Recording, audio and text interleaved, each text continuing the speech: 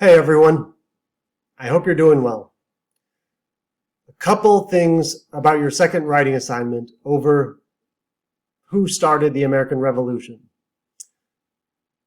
I've done this assignment as a discussion before, and through trial and error and also student feedback, it doesn't really work as a discussion. So we're doing it as a paper. I created the paper and then I made a mistake with the discussion assignment, so apologies for that if that was confusing. The paper assignment is posted and available, and it is the material you need to base it on is the video lecture over the causes of the American Revolution. Make sure you rely on that. And there are two really big reasons. First, the purpose of this assignment is what's called cognitive dissonance. In psychology, cognitive dissonance is like incongruence in your mind between two competing ideas. But one thing it means that's really important is the ability to hold one or multiple ideas in your head and recognize that they all might have some validity.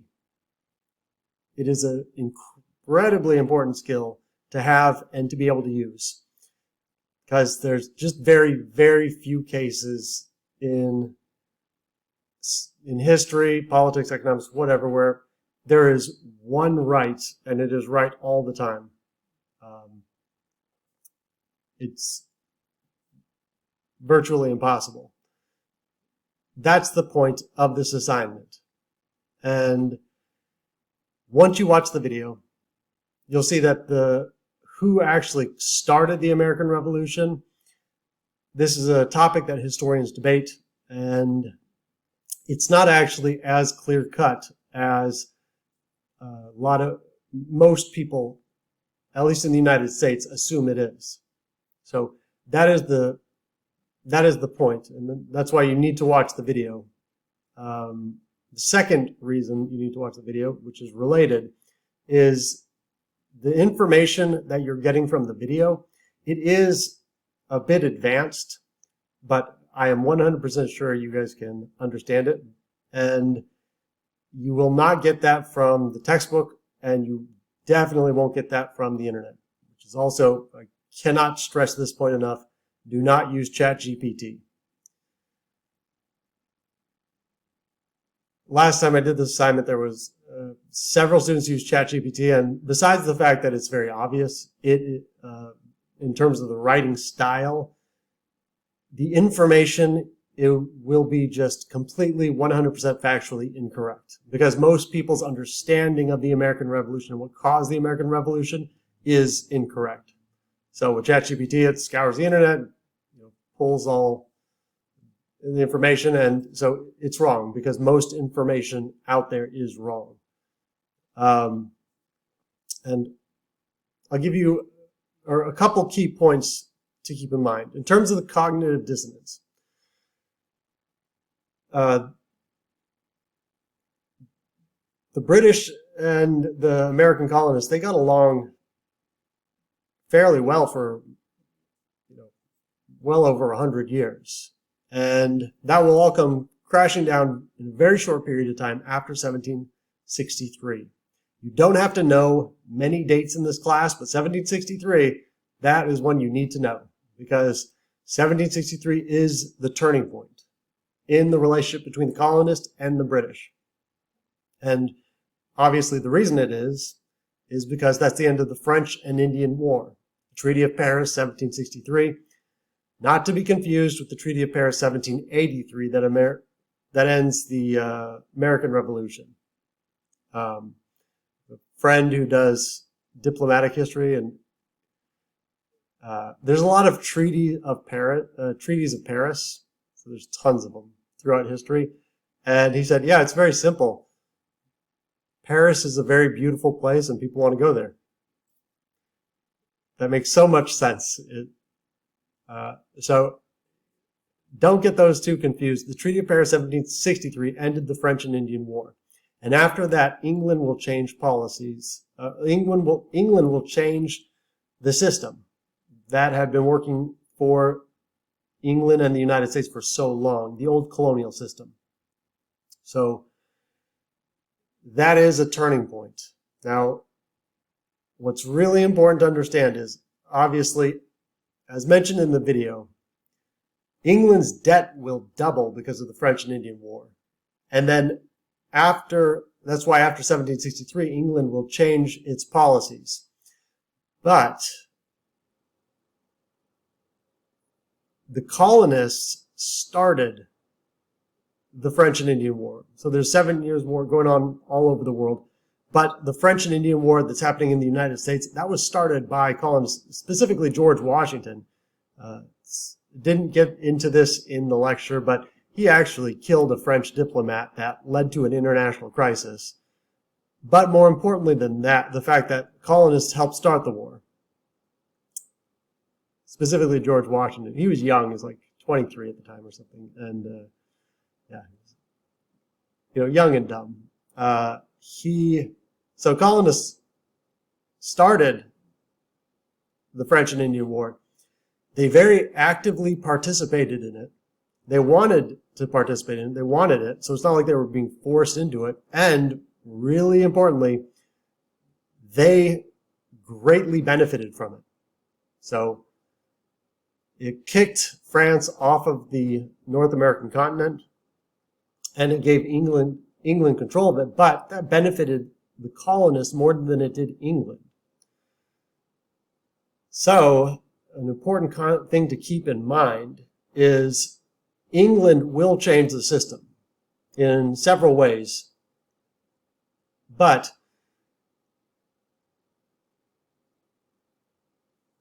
they are not just putting they aren't just trying to tax the colonists and take all the colonists' wealth because they're greedy.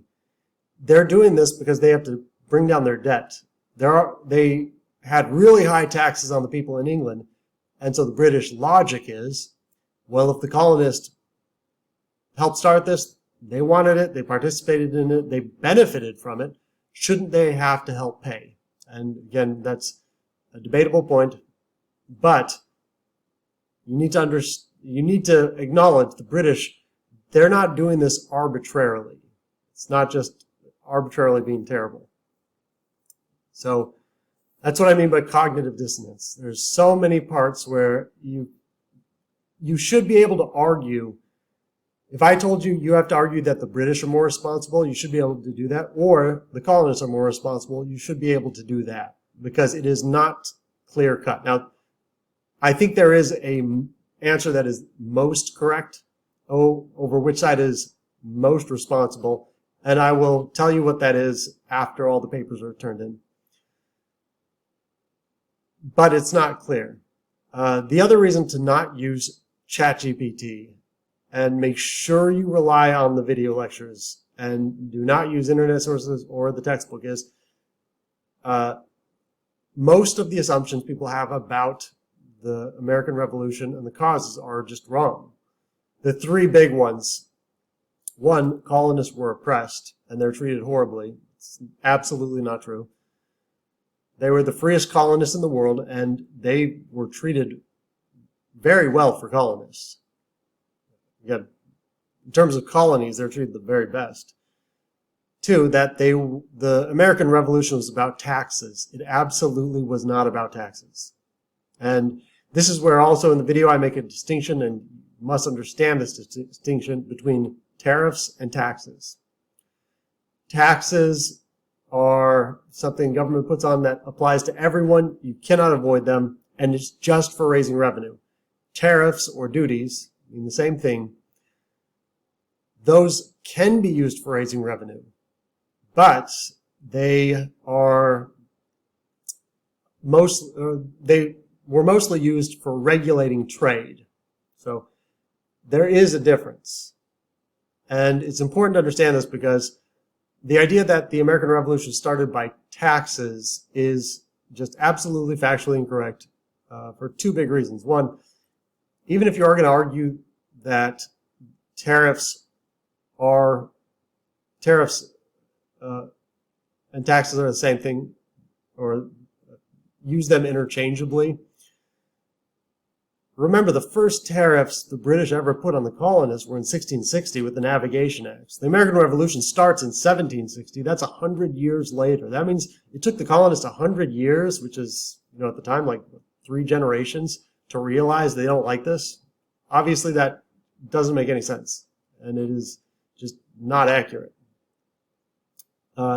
It's after 1763 that the British start using tariffs for the purpose of raising revenue. The very first one being the Revenue and Sugar Act of 1794 or 1764. But again, even that one, the colonists didn't like it, but they didn't go absolutely crazy. It was the Stamp Act that led them to go absolutely crazy, because that is the first direct internal tax, a true tax, not just a tariff. And that the colonists would not accept. The colonists had accepted for more than 100 years the British can pass trade regulations. They can pass tariffs. They can pass duties. So that was already established. It's when the British passed the Stamp Act, that's when the relationship between the two sides completely changed. But, and this is super important, the best piece of evidence that this American Revolution wasn't caused by taxes is the Stamp Act was repealed before any colonists ever paid anything. And that's the only direct internal tax the British ever tried to place. So why is the Stamp Act so important then? Make sure to watch the video. So be sure to understand the difference between tariffs and taxes, because that is the only way to understand the causes of the American Revolution and how the American Revolution was not caused by taxes. And absolutely do not say the Tea Act is a tax. And every semester I've ever taught this class, and I do a review and I say, do not say the Tea Act is a tax. I always get a few students that say the Tea Act was a tax on tea. And that is completely factually incorrect. It was related to taxes in that it's related to Townshend duties, but those were duties, not taxes. They were for raising revenue, so you could argue it's taxes, but the Tea Act itself was not about taxes. It was, so be sure to not say that. Please don't say the Tea Act was about taxes. And the last misconception that people make about the American Revolution is that colonists wanted to be independent. They made it absolutely clear in the First and Second Continental Congress they had no interest in being independent. They said explicitly, please, we don't want to be independent. So they made it very clear they did not want to be independent, and they didn't want to be independent. It would take more than a year of fighting before they finally started changing their mind. But that is really important to understand and know, that colonists were the best treated colonists in the world. So they weren't oppressed. The American Revolution was not about taxes, and the colonists did not want independence. So be sure to watch the video and rely on the information from the video. You can bring in other sources, but again, so many sources are just blatantly wrong about the causes of the American Revolution. So please let me know if you have any questions. I hope everyone is doing well, and I look forward to reading your papers.